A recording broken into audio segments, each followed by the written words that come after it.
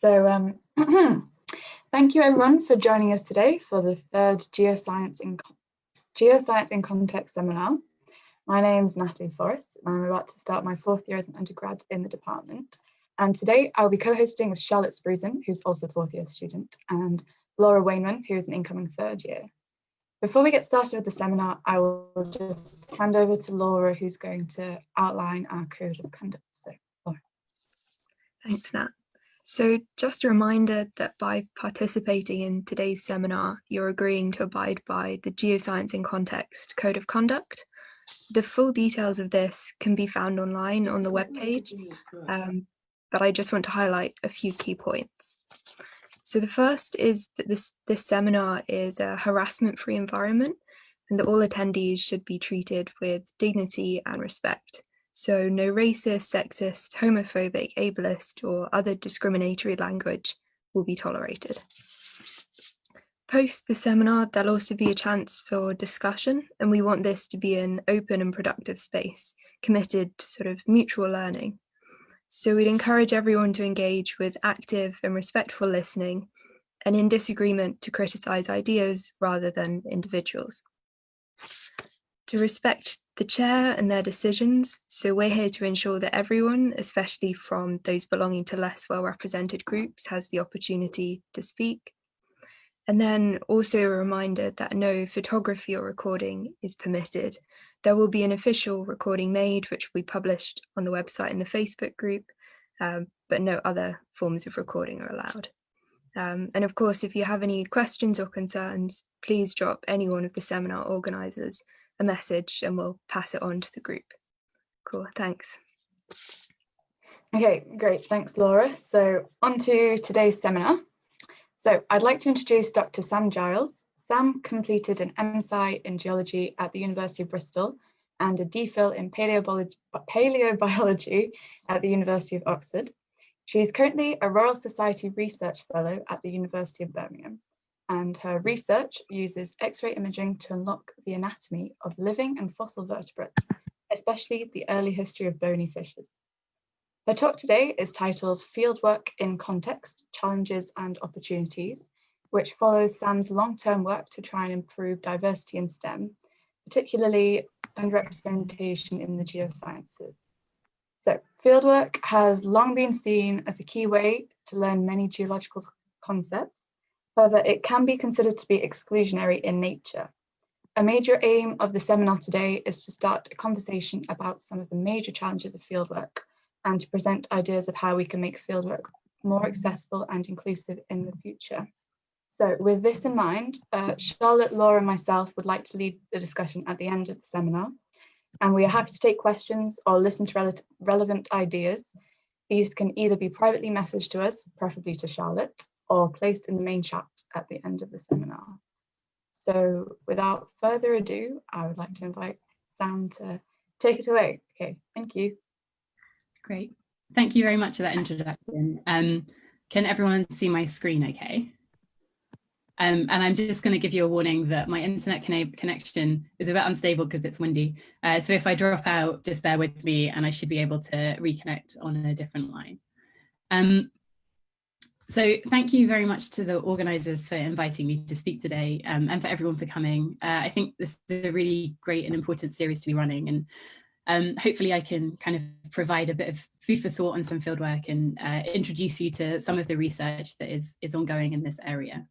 And also lead some discussion at the end of the talk. So first of all, it's important to acknowledge that I'm by no means solely responsible for anything I'm going to talk about today. Most of it is from listening to other people and from great discussions, particularly on Twitter. And in particular, I'd like to thank my co-authors on the 2 pieces I'm going to talk about today that I've been involved in. It's also very important to state my position in this discussion. So my thoughts on fieldwork are inevitably a reflection of my own experiences, although I've tried to consider other perspectives and experiences as much as possible. I belong to a number of underrepresented groups in the geosciences. I'm a woman, I'm queer, I'm from a working class first generation background. I also have children, but I'm also white. I don't have a disability or mental health problems. And throughout my career, I've been based at affluent universities in the UK. So that can kind of frame some of my discussion and the things that I'll be talking about today.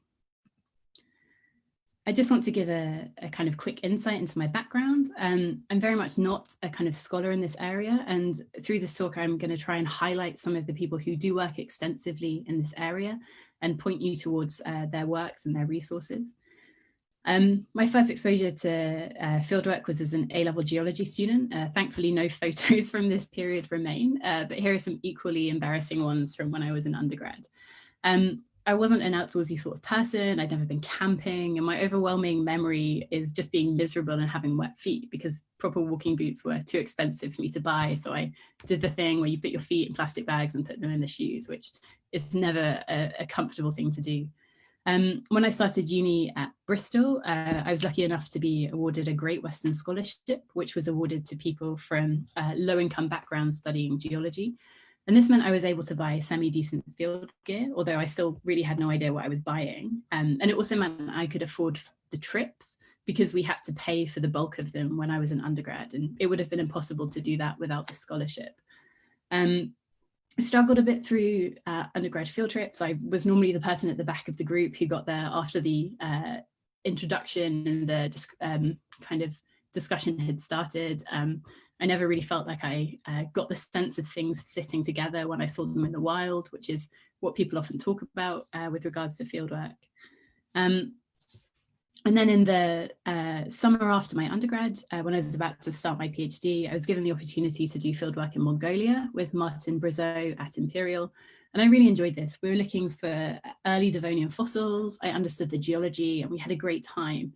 I think largely down to the dynamics of the group. So there was a mix of Western and Mongolian scientists. There was a mix of career stages from undergrad through to professor. There were no kind of real power dynamics at play, and there was no alcohol. But after that, I didn't really think very much about fieldwork for a while. My PhD was desk and museum based. My partner and I had kids, so the prospect of me going and looking for some fossils for several weeks at a time was not really an option. And the grants that I was involved with that had fieldwork included in them, so for example, to Scotland and to the Arctic, they weren't funded. And geology and fieldwork have a very long and intertwined history. If you ask most people what a geologist is, they'd say someone who looks at rocks. And if you do a good Google image search for geologist, every image that comes up is of someone in the field looking at a rock. The majority of people are men, and all but one person in this kind of snapshot here is white. And this is an image problem that is kind of quite well known, and we talk about it quite a lot. And the kind of major point is that fieldwork and geology seem to be really, really heavily linked. The benefits of fieldwork are many and varied and accepted, and there are lots of discussions and publications that talk about this, and I'm not going to go into huge amounts of detail here, but here are a few resources that I recommend having a look at. I'll also make sure that my slides are available online, and I've got links to all of the resources in the notes section. So if you want to find any of them and you can't find it by Googling, you can have a look at my slides. And the importance of fieldwork is centred in degrees, particularly in the UK. So of the 50 or so universities in the UK offering geoscience degrees, 31 of them are accredited by the Geological Society of London. And this accreditation comes with certain conditions, in particular to do with the number of days that are spent in the field. So for a geology undergrad degree, the idea is that you have to spend a minimum of 60 days in the field with an extra 4 if you're doing a fourth year master's. And then that number ranges from 30 to 37 for geology joint honours degrees. And fieldwork is also featured really prominently on different university websites. So here's a snapshot where a few months ago, I went through all of the UK university geoscience websites, had a look at their fieldwork and what they say about it. This is a few months old, so it might be slightly out of date for a couple of places. It's also not an exhaustive search. I tried to kind of imagine I was an undergrad getting a feel for the website and the fieldwork. So there might be some things that I'm missing. But of the websites that I looked at, all of them mentioned fieldwork, and most said that it was an integral and really important part of the discipline. The number of days in the field where given was anything from more than 40 to more than 100 in a couple of places. 10 websites said that students would be charged some fee beyond food for compulsory fieldwork. So this could be transport to different locations, or it could be accommodation, or it could be a flat fee that was charged each year. Everyone mentioned this independent mapping trip, and when a cost was given, it was anything from £400 to £1,500. 9 universities mentioned financial assistance. And the websites that I looked at mentioned fieldwork exemptions. So essentially saying that if you have if you need to have an accommodation made, you can't do fieldwork for any reason, this is fine and can be taken into account. There are only 3 of the websites explicitly mention this on their website. And this is a screenshot from the website of a university that will remain nameless. And it basically gives the message, if you don't do fieldwork, you're not a geologist. So quotes such as, graduating geologists who have trained without the benefit of extensive geological fieldwork is like training doctors without ever allowing them to dissect a cadaver. So as I've mentioned, the benefits of fieldwork are many and varied. There are lots of positive publications about it. So why is it important to consider the prominence of fieldwork and the way that it's taught? Well, partly this is because if fieldwork is great and so beneficial, we should be doing everything we can to make it as enjoyable as possible. We also have to consider the declining numbers of geoscience degrees and the associated diversity crisis. So it's no secret that geology, both at undergraduate and A-level, has been declining for the last few years. And this is now reaching kind of crisis point where it's looking as though we're not going to have enough graduates to fill some jobs, and possibly not enough enrollments to keep some courses going.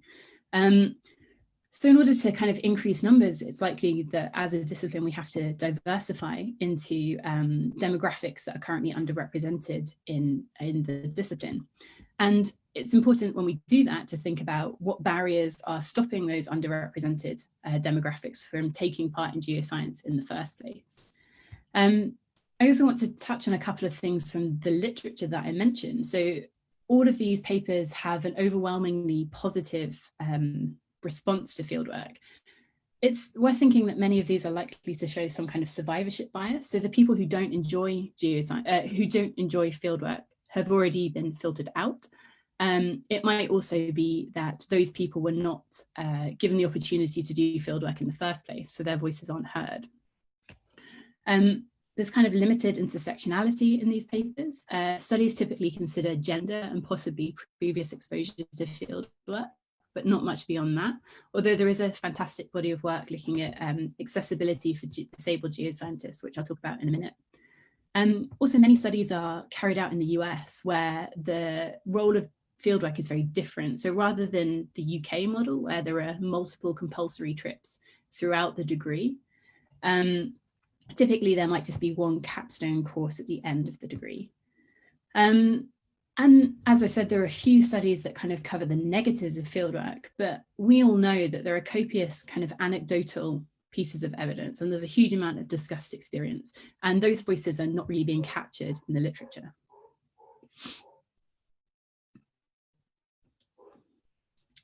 So in fact, fieldwork is really quite exclusionary by nature. And there are many barriers to conducting it. So there have been varying levels of research into the barriers and their intersections across different field-based disciplines. But I'm going to touch on a few and give some resources and try and highlight some recommendations. I've got a notice saying that my subtitles aren't available at the moment because my internet connection is slow. So apologies for that. And hopefully you can still hear me. And we can hopefully get some auto captions added later. So some of the barriers are kind of fairly well documented. For example, with the respect to inclusivity of fieldwork for disabled researchers. And I highly recommend checking some of these publications out. So for example, disability, 17% of UK domiciled undergrads have a known disability. And here are some papers that are worth taking a look at. And some of the recommendations, I won't go on all of them because there are too many to cover in this kind of talk, but some of the recommendations are to make trips as accessible as possible so that students can access as much of the trip as they can. So there might be an option that students can come along and just select skip some days and go and not take part in some other days. Another recommendation is to have shorter days with breaks, and also to think about the accessibility of your location. So do you need to hike up to the top of a particular hill to look at an outcrop, or is there a nearer, kind of more accessible roadside outcrop? Can you drive some students to the locality in a car if the road is unsuitable for a coach? And if the hiking is unavoidable, what's the alternative? Does the student have to kind of stay in the room without participating? Or are they able to take part in a desk-based exercise that ideally links up with the students in the field?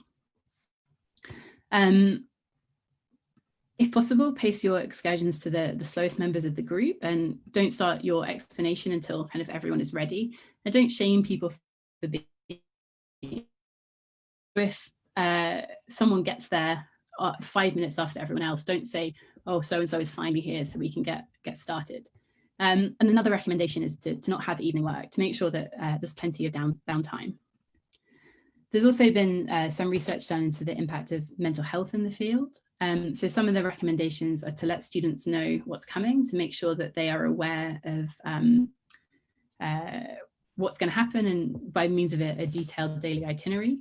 Make sure that there are rest periods in the evening, and have a mix of shared and single occupancy rooms, and book spare rooms so that if anything happens during in the course of the trip, there's somewhere to put students who need to be by themselves. This perhaps hasn't been talked about as much, but is kind of increasingly part of the conversation. Race and racism can be a huge barrier. So this was highlighted recently by the case of Christian Cooper, who was a black birder who was threatened with the police because he was birding in Central Park. There's uneven access to what we call the field. So most people of colour in the UK live in urban areas. This can be up to 99% of particular ethnic groups. And people from those backgrounds may have kind of less access to those spaces, less experience of being in those spaces. There's a article that came out just yesterday about racism and harassment being common in field research, and an associated preprint to kind of alleviate some of these. And I really recommend taking a look at that. Again, there are links below that you can check out. And some of the recommendations here are to make sure that you do a risk assessment and consider it upfront, and consider field locations and local laws and customs. And also to have a backup plan in case something does go wrong. So, for example, you might have no lone working. Sexual harassment is another potential problem. So 38% of UK domiciled geology undergrads are female, and around less than 1% are non-binary. And while sexual harassment can happen to anyone, it's more likely to happen to women and people from minority genders. And a recent kind of paper looking into this found that 65% of respondents in field-based disciplines had experienced sexual harassment, and 20% had experienced sexual assault. And there's plenty of anecdotal experience to say that this happens quite a lot in the UK. Some of the recommendations to address this are to have a code of conduct, make sure you have plenty of reporting mechanisms, and enforce a zero tolerance policy on this kind of behaviour. There are also a host of other barriers that exist, but many of them are really poorly documented, possibly because the people to whom they're major barriers have been forced out of the field or haven't been given a voice. So some of them I've kind of touched on, unfamiliarity with the outdoors. If a student's first exposure to fieldwork is when they are dropped in the middle of Ascent for a week, and then you tell them off for wearing jeans or not wearing waterproof boots, that student doesn't necessarily know the kind of realities of fieldwork. So it's important to kind of prepare people in advance and have these conversations. There are also financial burdens, which I've kind of discussed. So some universities offer equipment packs or discounts on field gear.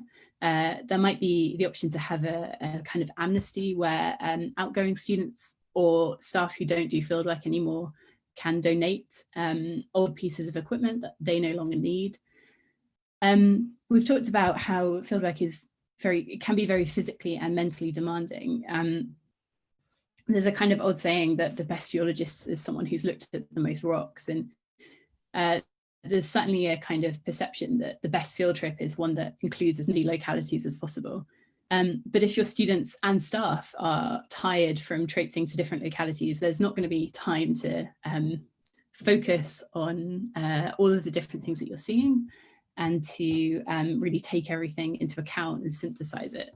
So it's worth thinking about how to make trips, maybe cut some content out, have some more rest breaks, make sure you're not kind of expecting students to be doing work, particularly assessed work, every evening and over the weekends. Fieldwork can also conflict with work and caring responsibilities. So one of the main reasons I don't do fieldwork very much anymore is because it's very difficult to be away from home with small children. But consider that many students maybe work in the holidays when field trips run. So there's then a double kind of financial penalty where people have to spend money on equipment and possibly getting to the locations and paying for accommodation, but they're also losing money from paid work that they might otherwise be carrying out. So religious and cultural considerations as well. If someone is fasting, then it's important to think about how they're going to be able to participate in fieldwork. It might also be that students need to take prayer breaks. And these are things that should be kind of considered from the outset and built into the structure of the course. Sexuality and gender identity is another thing that perhaps might not be obvious. I'm sure many of you have seen the recent announcement by Imperial College that they'll no longer be running a field trip to Oman. This is something that was partly pushed for by Chris Jackson, who's one of my co-authors on this piece here. And Oman has laws that make homosexuality illegal, and also has kind of public attitudes and perceptions that are not LGBTQ friendly. So it's worth looking at the places that you go to and making sure that they are not going to exclude particular people. And then another consideration, which we don't perhaps talk about as much as we should, is toilet stops in the field. And I'll talk about that a bit more in a few slides. So none of this is to say that field work should be kind of thrown in the bin. These have been barriers for decades, but they're increasing in prevalence as geoscience diversifies. And it's only recently that some of these have been able to be voiced. And many of these issues can be offset to at least some extent by careful planning. So I'm not in any way denying the importance of fieldwork. I don't want to get rid of it completely from geoscience degrees. I'm also conscious of conversations around getting rid of fieldwork because it's so expensive, and this is not the desired outcome. What we should be trying to do is to make it as inclusive and accessible and enjoyable as possible, so that everyone can take part in it, including the students who currently don't think that fieldwork is for them. Linked to this is a really urgent need to diversify and boost recruitment, but we need to bear in mind that not everyone is going to be able to do fieldwork, and not everyone wants to do fieldwork. At the moment, there are kind of reasonable adjustments for people who are unable to do it, but not really much for people who just don't want to, for whatever reason it might be. And possibly there are some lessons that can be learned from COVID in this case. So most geoscience departments this year are not able to run fieldwork, and there have been kind of virtual or desk-based alternatives. What are the lessons that we can take from that? Are there alternative ways to meet the learning objectives that don't involve physically going out into the field? And how can we make sure that they are kind of integrated going forward? Another thing to think about is the changing needs of graduates and employers. So there was a Geoscience accreditation survey in 2019. And one of the things I just want to bring up is that while some 90% of employers say that fieldwork is important, only 20% of employers say that the way that fieldwork is currently taught is effective. So maybe there's something in there telling us that the way that we're currently teaching fieldwork, while important, is not as effective as it possibly could be. And there might be ways to kind of improve that. Another thing to think about is that there are many aspects of geoscience degrees that are not fieldwork based, that are incredibly important for careers and employees. So for example, GIS, 82% of employers said that that is very important.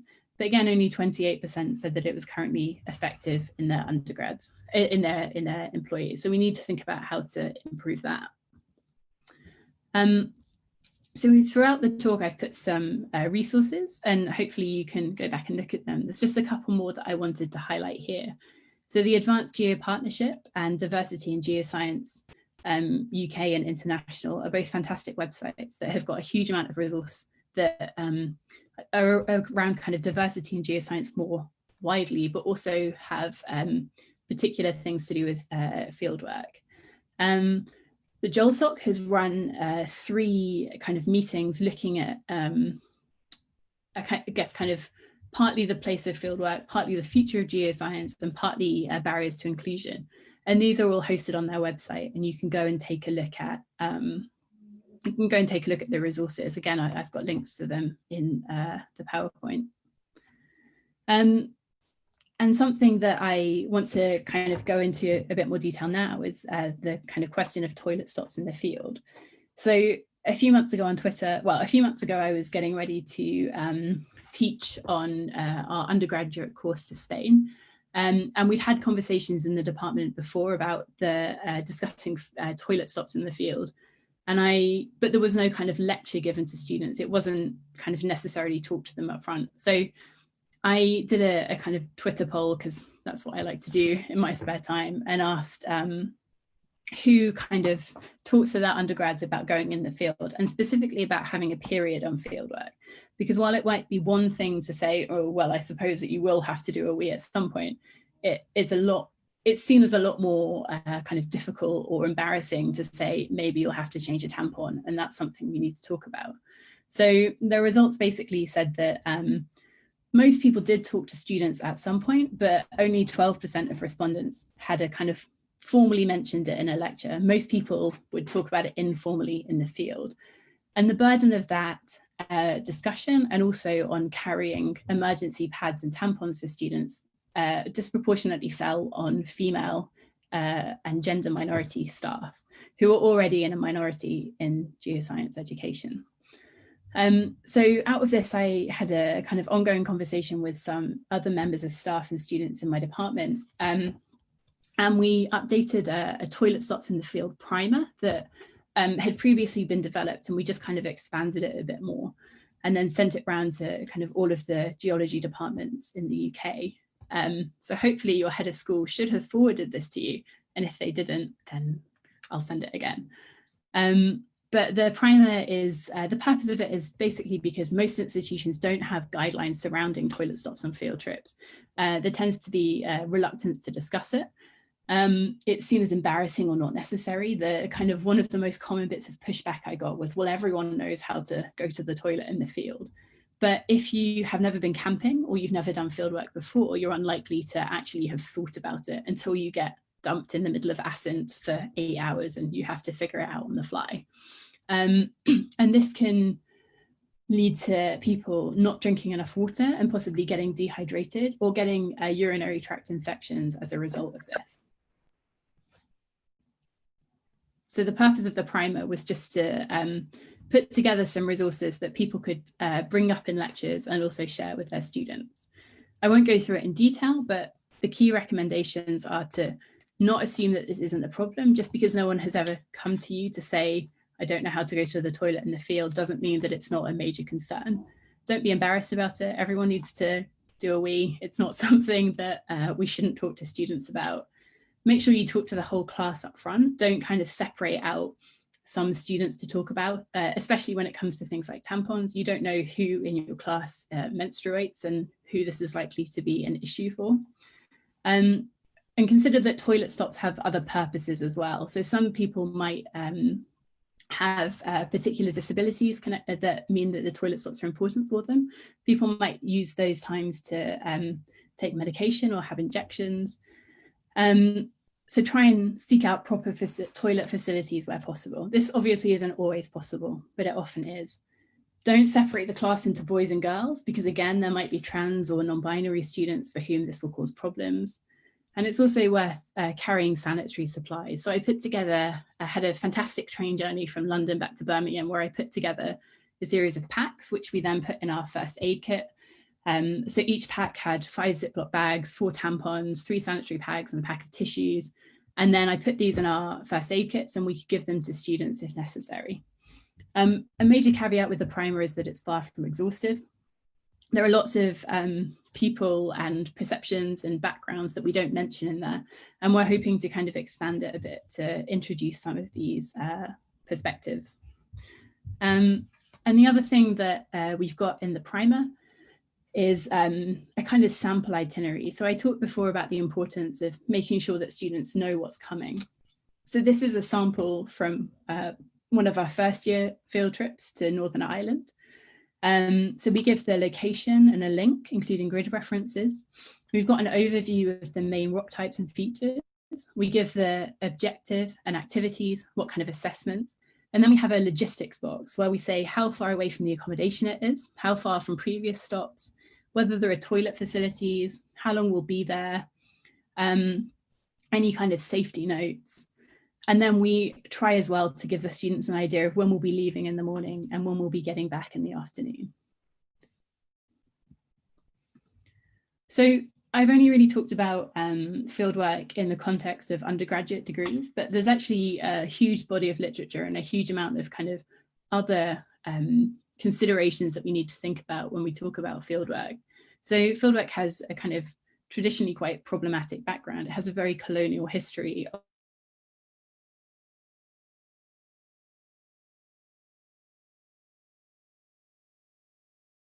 Okay, that should be working again now. It has a very colonial history of typically white British male explorers going to far-flung places of the world and naming bits of earth after themselves or their friends or their bunkmates on the ship. This is something that geology hasn't really grappled with, although hopefully is starting to do now. Fieldwork can often be exploitative, so it can be about kind of going to different places and getting some either rocks or fossils or whatever, and then bringing it back to your country and not engaging with the local scientists or local people. This is often known as parachute science, where you basically parachute into a country, take those resources away, and then go back to your own country.